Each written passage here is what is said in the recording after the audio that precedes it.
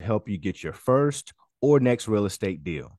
Now, during this episode, you'll discover the benefits of buying real estate through the deferred sales trust versus a 1031 exchange. For those of you who are new to the show, my name is Sean Young, today's host, and I love all things real estate. Now, before I introduce you to our incredible guest speaker today, I want to make a request that if at any point during the show you like what you're hearing, please give us a thumbs up or subscribe to the show so that you don't miss an episode. And make sure to take a look in the description of this episode as we've packed it with thousands of dollars in free resources. Now, today, we have the privilege to learn from a man who has done over $500 million in real estate transactions. Now, prior to his career in real estate, he was a college basketball player.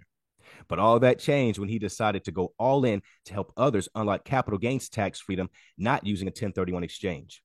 I would describe our next guest as someone who is relentlessly determined. I want to introduce you all to the one, the only, Brett Schwartz. Brett, thanks for being a guest on today's show. Sean Young, excited to be here. Thanks for having me. Yes, sir. Yes, sir, man. This is going to be awesome. So, Brett, can you briefly give our listeners a little bit of background about yourself and where you're from? Yes, so I grew up originally in Taxifornia, the Bay Area, Silicon Valley, Fremont, Mission, San Jose. But spent a lot of time also in Sacramento, Roseville, Rockland, Placer County, for those who might know Northern California. Grew up loving real estate, building real estate with my mom and my dad, and being in cash flow and rentals from a young age, learning how to take something from start to finish and then see the cash flow and see the appreciation, the ability to sell. And then fast forward, had a chance to go to college and study and practice some business as well as some real estate. And from there, Marcus and Millichap was the choice of kind of launching into my commercial real estate multifamily career as a broker, as an agent at the time, and learn how to do underwriting and IRRs and cash flow and really just help people solve problems when it comes to building wealth. And that was that kind of the beginning of the journey into where we're at today with how we help people get more freedom and more flexibility with their wealth when they go to exit highly appreciated businesses or other assets. Nice, nice. Highly important things when you are trying to take your business to the next level, for sure. So, Brett, before we dive into the benefits of buying, real estate through deferred sales trust versus a 1031 exchange, you contribute a lot of your success to your ability to work great with others. Why do you think this has played such a huge role in your success?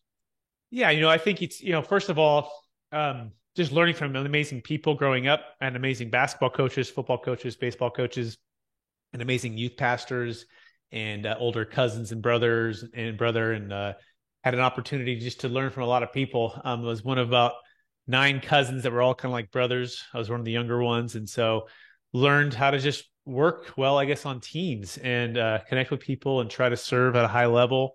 Learning my strengths at a young age and being bold and being a leader and leading and helping other people succeed. And I play basketball as a good analogy. I've always loved, scoring the bucket, but I also just as much or love more passing the ball and helping someone else to succeed and score and do really well. So I would say those things have just kind of always been natural since I just grew up in, sports with friends and playing well together now just serves well to help more people. That is awesome, brother. That is awesome. So you definitely understand the team concept and helping others, which is huge. What's one thing that we do learn here is that when we start taking our careers to a particular level, the only way to continue to grow is by helping others. So you've got that nailed down for sure. Brett, let's go ahead and dive right into the benefits of buying real estate through the deferred tax sales trust versus a 1031 exchange. But first, let's start by explaining what a DST or deferred sales trust is and the benefits. And then let's go into the 1031 exchange and exactly how to use them. Yes. Simple answer for the deferred sales trust is just a way for you to defer capital gains tax on the sale of any asset of any kind, crypto, business, real estate, commercial, primary home, stock. And instead of taking all of the proceeds at closing and paying a bunch of tax, you Mm-hmm. can defer it by putting it into a deferred sales trust and carrying paper. In other words, becoming a lender to this trust and receiving income or distributions over time, repayments over time, and Mm-hmm. therefore That allows you to pay tax slowly over time. It's kind of like an IRA, kind of like a 401k. It's kind of like a 1031 exchange, except it's a whole lot more flexible than the traditional ways that people tend to know how to exit and defer tax. Absolutely. This is not a method or a strategy that I hear talked about a lot. That's for sure. So can you go into now like the 1031 exchange? Sure. A 1031 exchange is a way for you to defer capital gains tax and not receive proceeds at the close of an investment real estate property. It only works for investment real estate. And the key here is you have to sell and you have to move the funds to a qualified intermediary, which holds the funds for a period of time, typically 45 to 180 days, until you find another property to buy with those proceeds. And it's a great way for you to grow wealth and defer capital gains tax and depreciation recapture. It also can help you maintain what's called the stepped up basis, which is a great way to pass your assets to your children or heirs capital gains tax free, and that they can sell at a brand new basis. And so those are great if you can find the property and the deals make sense. And I love 1031 exchanges, done a lot of those with clients over the years. But one of the downsides is sometimes you're in the shotgun wedding, Sean, where you're basically buying a property that you wouldn't want to buy. In other words, interest rates are influxed, above cap rates, where you're having to borrow more than the cap rate, which is what we're seeing right now. And it's part of what we saw in the 2008 crash, before the crash, in 07, 08, where people were overpaying for properties and they were getting hammered and, wiped out. That's part of why I started where we're at today, is because people wanted more freedom and flexibility, not to have to let the tax tail wag the investment dog. And let alone the 1031 exchange doesn't work for primary homes, cryptocurrency, business sales. A lot of our entrepreneurial clients want to exit those other assets and move into real estate. And the 1031 just doesn't solve that, whereas the deferred sales trust does, which is a nice way to have some freedom. So with the 1031 exchange, can you go in a little deeper on what the buying criteria is? Like, okay, so if I sold a property for 500K, what could you explain to me what the next property pricing point would have to be? It's always equal or greater value, and you have to also replace equal or greater debt. So if I sold a property for 500,000 and I had 100,000 of debt, as long as you buy the next property for 500,000 and take on at least 100,000 of debt, you should be in 100% tax deferral state. Got it. Got it. Thank you so much. I know a lot of our listeners out there are needing to hear that information because they hear these words or terms thrown around a lot, but there's not a lot of explanation given to them. So thank you so much for breaking that down. Now, guys, if at any point during the show you like what you're hearing, make sure you give us a thumbs up or subscribe to the show so that you never miss an episode. It's your engagement that drives us to keep this doing for the community for free. So, Brett, what does your organization look like today? Like, what do you guys, how do you run your business? Yeah, there's really 4 quadrants to every single business, and we really focus on these areas and having experts in each part. So the first part is the attract. The second part is the convert. The next part is the deliver. And the last part is the collect. Okay. And as soon as you can start to break down and have experts in each area, that helps you to provide a higher level of what we call delivering wow for clients, customers. And so, for example, part of what my primary role here at Capital Gains Tax, which is as the founder and CEO, is to be the attract, right? The create the content, to educate, to speak at conferences, to be on podcasts like this, to have the YouTube channel, to write. We have a new book that's coming out here with Kevin Harrington from Shark Tank, and this is all about the front end and really bringing people in, getting their attention, and piquing their curiosity and opening up their minds to what's actually possible, a vision for their wealth plan when they're exiting. The next part has to do with convert, and this has to do with actually diving into the details. And this is where my business partner is in law firm that does the tax, is a tax attorney, where we're going to take the x-ray of the entire deal, of your particular deal, and find out if the deferred sales trust or maybe a 1031 exchange or a Delaware statutory trust or an opportunity zone or a donor advised fund, there might be a few other solutions that might be a better fit for you, but we're going to basically dissect along with the tax attorney really in the detail to find out which one's the best fit for you. It's part of the conversion. Conversion is not so much sales as it is just seeing if it's the right fit for what you're trying to do, right? Where you're trying to go. Everyone has a B, where they're trying to be, and A is where they're at. And we want to try to connect those two to see if we're the right fit for you and you're the right fit for us. And the last one is just deliver, actually executing on the plan, executing not only the tax deferral plan, but executing on the actual investment itself post-close where the investments can go. With the deferred sales trust, you can go into investment real estate, businesses, cryptocurrency, stocks. You can dollar cost average. You can be patient. There's no timing restriction, which is really nice. So it's a whole part of delivering. And this is part of the team aspect, right? We're working with a financial advisor, right? We're working with commercial real estate operators and syndicators. We're working with, brokers, and we're working to make sure that this money, actually starts to work and move. And the last one has to do with collect. We got to get paid, right? So we're going to go ask and make sure we have everything clearly laid out to be able to get paid. So we have team members in each part of these areas, in these zones. And that always means you're constantly building systems and processes and improving these every single day so that you can deliver the wow for the client, and you can make sure that you're executing on a high level. Nice, nice. So let me ask you this: is your service something that when should someone reach out to you? At what stage is it? Does it make sense for someone in their real estate career to start to consider all these factors? Yeah, the answer is before you sell an asset, right? And in fact, ideally before you list an asset. So we're brokers as well. And so we help people buy and sell real estate all across the country. Luxury real estate, multifamily brokerage are our main two.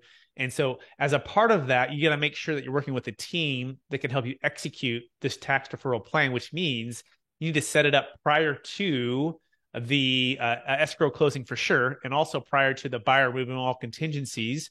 Unless you're in a 1031 exchange and you're working with us, we have a 1031 rescue plan where you work with us and our strategic alliance, who's a qualified intermediary, to give you all the options for your 1031.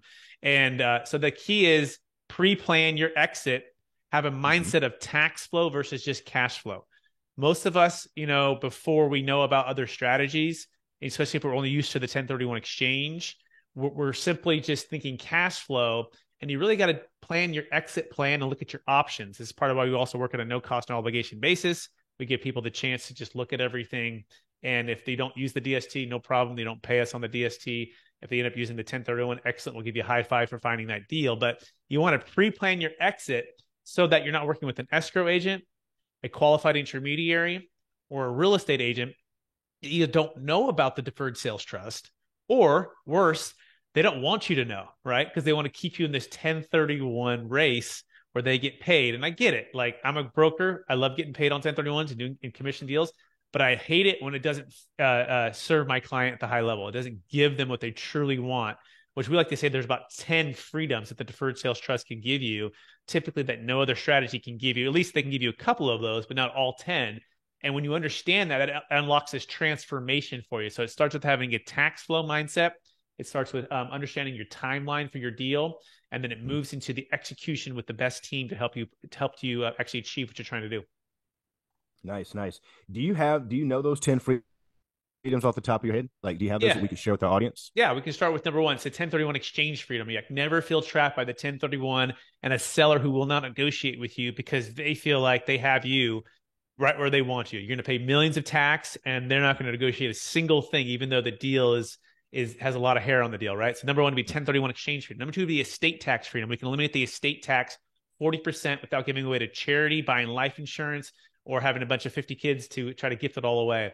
The next one would be just your time freedom, right? So we have business owners who are selling their businesses, and their time and their energy is so tied up in that business, yet they have huge amount of capital gains tax. We did a $2.6 million deal for a client named Shay. He shared his whole story on YouTube with me. And he said, Brett, I didn't have the time and energy freedom that I wanted with my business. And losing to the next one, you want partnership freedom. The 1031 exchange doesn't allow you typically to get out of partnerships. And so with this, we are able to get out of partnerships, which leads into the next one, which is entrepreneurial freedom. Some clients, just like Shay, want the ability to start a new business venture without having to take on a bunch of debt or venture capital or get other private equity to come in. He used the trust to partner with him to be able to have entrepreneurial freedom on his new business. What was his new business? Well, it was one of our favorite. It was multifamily investing, and it was ground up development in Tennessee. So he's able to use the capital that was tax deferred to fund the business project, right? The next one would be just location freedom. We have a client in Palo Alto, California. He had 6 kids, a house near Stanford University, University Avenue. He's selling for $8 million. He's like, Brett, my kids are all gone. I have this huge house, and it doesn't qualify for a 1031. I have all this debt. I also don't even want to try to move out and do an exchange because I take on a bunch of debt. He goes, I want Mhm. to be debt free and I want my location freedom to happen. And so Mhm. these are two more for your freedoms, right? So he's able to sell, defer all of the capital gains tax, pay off all of his debt, and then achieve a new location, which was Nevada, which a lot of people do in California these days. They're moving out to new states that are more tax friendly, right? And so you Mhm. have debt freedom there, you have location freedom, you have 1031 freedom, and then also as part of his retirement freedom, right?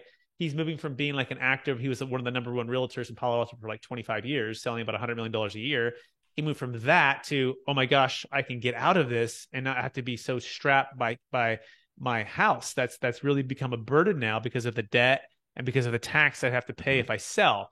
I think that's probably like 8 or 9. I would say the next one would Yep. be the ability to get a new depreciation schedule. Okay, so one of the number one reasons to own real estate, Sean, as a reminder for you and for others, is for the depreciation to offset the cash flow. We call this tax flow, right? You want to focus on increasing your tax flow, your depreciation, your ability to get loss with your cash flow so they can wipe out in a certain year. Well, guess what? If you own multifamily for 27 and a half years, you're looking at a no depreciation schedule, zero. If you do a 1031, that old depreciation schedule travels with you, which is bad. So you want a new depreciation schedule? Guess what? You can, instead of buying that property in a 1031, you can stop in the deferred sales trust, partner with Mhm. the trust, and buy that same property you would have bought. But guess what? You get a brand new depreciation schedule. Now you get up to about 80% of it the way we structure it. But Mhm. this is really powerful because then your cash flow can come in and it can be offset with this tax flow depreciation that's built up. So I don't know how many that is. Is that 9 or 10? Or maybe that's Yeah, I mean, man, you've rattled off some great benefits for sure. 10 great freedoms. I'm for sure you gave us 10 there. okay. Okay, Sounds cool. like you could have kept giving us more, which is awesome. That's phenomenal. This is great stuff, guys. I know a lot of folks out here are wanting to get into real estate, or they're just wanting to, be an entrepreneur. And if you guys are wanting again to protect your assets, protect your money, keep more of it than you're giving to the government. Brett's the guy. It sounds like for sure he knows what he's doing. He's got a book back there, like he said, that he's going to be releasing extremely soon, called "Building a Capital Gains Tax Exit Plan." And guys, make sure you check that out. I'm sure it'll be available at all book outlets where books are available. And Brett, when is that book going to be released?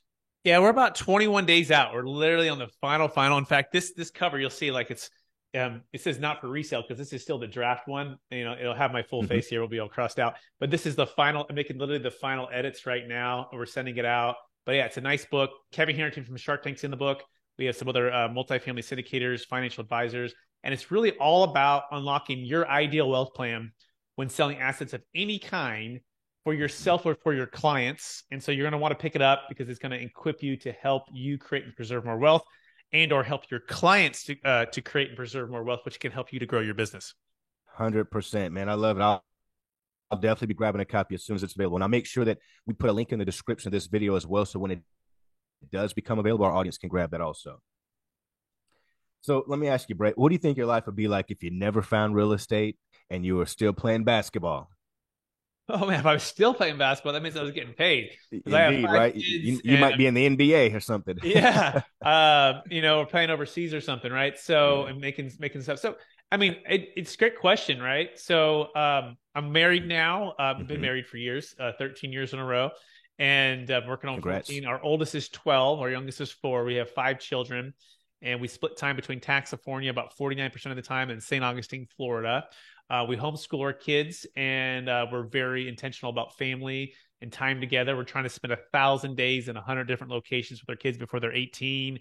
And so I think my life would be a lot different in that perhaps I would, be doing something. I mean, I don't know that I could have really kept playing basketball. So at a certain point, I'd have to go get a real job. But I think the real job would have been more of the W-2. And by the way, Mm-hmm. between my journey of Marcus and Millichap to where I'm at now, I had W-2s. I had the sales jobs. I had to go Cheesecake Factory nights and weekends in 80 hours a week working at Marcus and Millichap, negotiating with banks, and then, keeping the lights on with our new baby at home, living with my brother in a small condo. So I say the success now, but before it was literally zero and debt and challenge and like, having my wife, believe in our entrepreneurial journey here.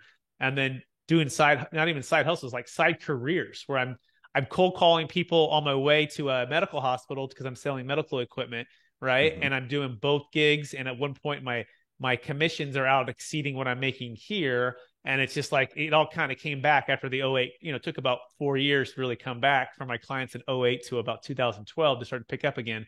These are all the things that I would say, who knows what the journey would be. I'm just grateful that I went through some of the challenges and we're on the other side. And I think these challenges are really the opportunity to help people, because without going through that pain and that struggle and seeing really the blood in the streets in Sacramento for people who bought and sold high, Mm-hmm. and didn't even sell high, just paid a bunch of tax or got hammered, I wouldn't be able to help the people now that we help to get out of all of the challenges that 1031 just doesn't provide. So, yeah, it's a good question. I don't know. I guess I'd have to think about it more, but that's the best answer I have for right now.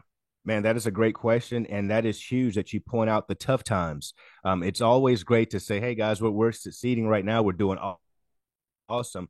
But what did it take to get here? What kind of challenges did you go through? Did you have a job? Were you multitasking or trying to juggle between jobs and like you say, as you're driving, you're calling folks back. You're cold calling. So, man, that's what it takes to make it happen. Determination, like an attitude that nothing is going to stop you, no matter what. You're going to make this happen, and that's exactly what you did. And also, you've mentioned Taxifornia. I love it, man. I've never heard that phrase before, but it makes total sense. So I love it. I love it. I'll be using that a lot more often. Excellent. Yeah, no, it is. So, We love the state of California for a lot of things, but man, some things are just broken over there, and it's unfortunate to see where it's gone. But we'll definitely be back for the summers to be visiting and hanging out with family. And we still do a lot of business there. Our headquarters is still there, and we'll still help a lot of people there. That's our number one state that we help people. So but it's good to be on the East Coast and a new vibe and a new time zone. Indeed, indeed. Nice, nice. Well, Brett, let me ask you, man. Is there anything that what is your biggest why? Like, what are you doing this for? Yeah, so I think it's two things. Number one is my faith. So I believe we've all Mm-hmm. been given certain gifts, and I've been given certain gifts to be a blessing and help to others. And my responsibility is to maximize the potential of those gifts and then try to make as big of an impact as many people's lives as I can. On top of that, Mm-hmm. I think it's part of one of the biggest crises in America I feel called to try to help with, and that is with the U.S. debt crisis and the U.S. housing crisis. And this is going to sound um, maybe like, wow, that's really big, Brett. You want to tackle that? And I really do. And it's through working with some of the best in the country that are already doing this. But there's a stat here that is just so staggering to think about, Sean. And I want to give it to you and your listeners right now. And this is according to the American Bankers Association. It was first estimated to be $25 trillion of assets that's going to pass from the baby boomers to the next generation in the next 20 years. And then it was 32 trillion, let's say a couple of years ago. And now, as of last week, according to Marcus Millichap, John Chang, who gave a speech at Best Ever Conference in Utah, he said it's going to be about $84 trillion. Okay, $84 trillion is going to pass from basically the baby boomers to the millennials by about 2045. And this is known as the Wow. largest wealth transfer in the history of the planet. Okay. Wow. And there's about 77 million baby boomers in the US alone. And every day, about 10,000 of them are turning 65. Mm-hmm. And the next part of this stat is that 50% of the total net worth or wealth in America is tied to high end primary homes, private equity or businesses, and commercial real estate. And these are all highly appreciated assets that are going to be transferring in either two ways. Number one, in a not tax efficient, not tax deferred way, not eliminating the estate tax, which Mm-hmm. is really, if you think about it, if 84 trillion were to go to the government tomorrow, guess how much freedoms we would have. Okay.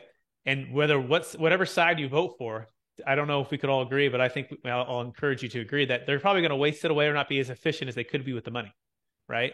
Now, the Indeed. freedom we're fighting for is this 84 trillion to stay in the hands of the entrepreneurs, stay in the hands of the job creators, stay in the hands of the family. So what? So you can help more people and you can create more jobs. And that's ultimately going to lead to the growth of commerce, which ultimately is going to create more jobs, which is going to create more tax revenue, which is going to help to pay off the debt, right? So Mm-hmm.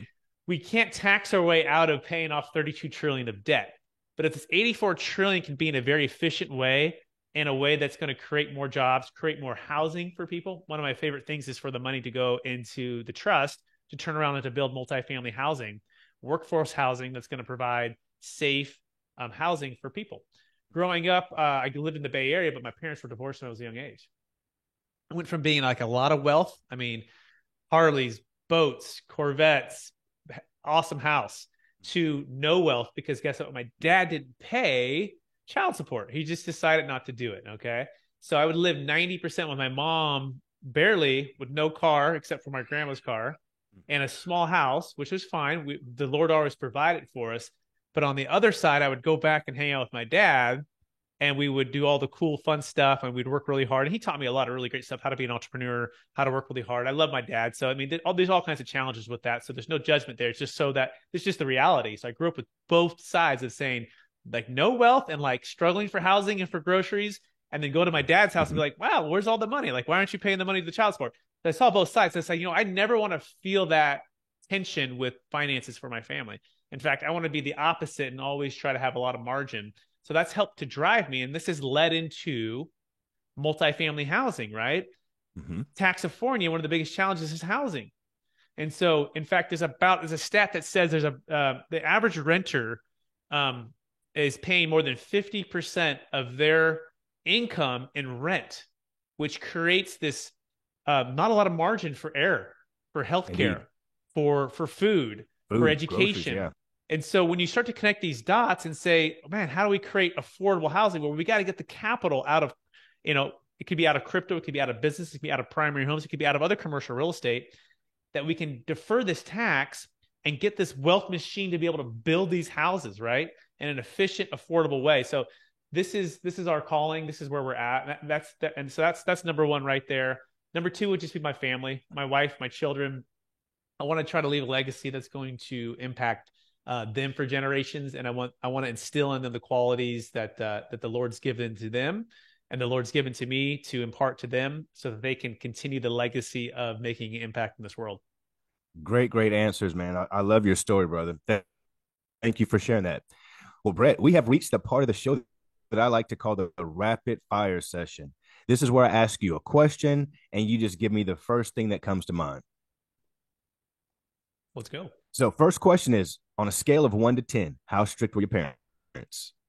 How strict were my parents? Yes. Okay, my parents. On a scale, my mom, I would say, was about a 7.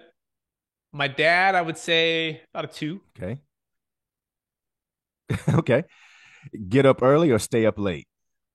Me now, get up early. Okay. How many hours of sleep do you get? A good 8 to 9. Okay. Favorite or last book read? Never Split the Difference, Chris Voss, but more than that, the master class that you can download and look at and watch. Now, don't just read or look at the book. Literally get his master class, which is incredible. Great tip. If you could be any superhero, who would it be? Oh, the superhero I would be. It's like Batman, man. He's just so cool, man. Batman's the man. Batman's super popular on our show. Something that everyone should do less of. Let the noise of the world, fill your mind and your heart with things that are not going to suit what your superpower is or what you're called to do. Something that everyone should do more of. Drink more water with electrolytes. Like I just pound water with electrolytes, and I literally walk around, like especially at some of these real estate conferences or when I'm traveling, and I just always have water, and I'm just taking it down. I'm like, how do these people not drinking water? I go, there's got to be 90% of these people are all dehydrated. There's no way. So just drink more water with electrolytes is key. Not like the sweeteners and all that stuff. Just regular electrolytes that'll help you stay more hydrated. Nice. Great point. Great tip. AI technology, scary or the way of the future? It's the way of the future. It's also scary. You got to make sure that you're using it responsibly. Nice. If you had one wish, Brett, what would it be? I mean, end world hunger, end disease, and all divorce. All the majors, right? Peace for the world. So, I don't know. One of those 5. You got a great heart, Brett. You got a great heart. Well, Brett, we have reached the end of the show. What final thoughts would you like to share with our listeners out there before we wrap things up? Yeah, just take action right now. Take this inspiration, take this knowledge, and take some action. Go to capitalgainstaxlers.com, download our free ebook. Check out our Expert Tax Secrets for Coaching program if you want to level up as a business professional. But really focus on what you are trying to achieve, whether that be for your own wealth or for your client's wealth, right? And then build the team, build the strategy around that. And so hire the who, don't be the how, and then just go and unlock the freedom that you really desire. And I think that if you do those things, you're going to take some action here. You're going to be glad that you did. And we're here to help, happy to help in any way we can. Check out our YouTube channel, download check out the playlist. We got a ton of playlists of 1031 exchange versus the deferred sales trust, and Delaware statutory choice versus the deferred sales trust. Just take it in. We're here to help you out. We'd love the opportunity to work with you as a business strategic alliance and or as a client to help you grow your wealth. Awesome. So how can our audience reach you? Are you going to give us the links in the description, or can you just shoot out the name of your YouTube channel as well so that we can? It's All Capital Gains Tax Solutions. So All Capital Gains Tax Solutions for the YouTube channel. It's capitalgainstaxsolutions.com. That's what the logo looks like right there. So just search that, and experttaxsecrets.com if you're interested in it as a business professional to be basically certified and to become a Capital Gains Tax Solutions partner with us, strategic alliance. So folks, go out there, get a hold of Brett and his team, allow them to help you grow your wealth and maintain more of it. So Brett, I want to thank you so much for coming on the show and sharing so much valuable information with our audience. Thank you so much, brother. It's been a pleasure, Sean. Thanks for having me. Yes, sir. And to our audience, you all have made it to the end of the show. So give yourselves a pat on the back, because most people never finish what they start, and you just did. Now, if you got any value out of today's show, please share it with a friend or on your Facebook page. Like the video, subscribe to our channel, and send us topics that you want to learn more about. So until the next episode, you can catch me on any one of my social media platforms. I'll see you guys on the other side. Thanks, Brett.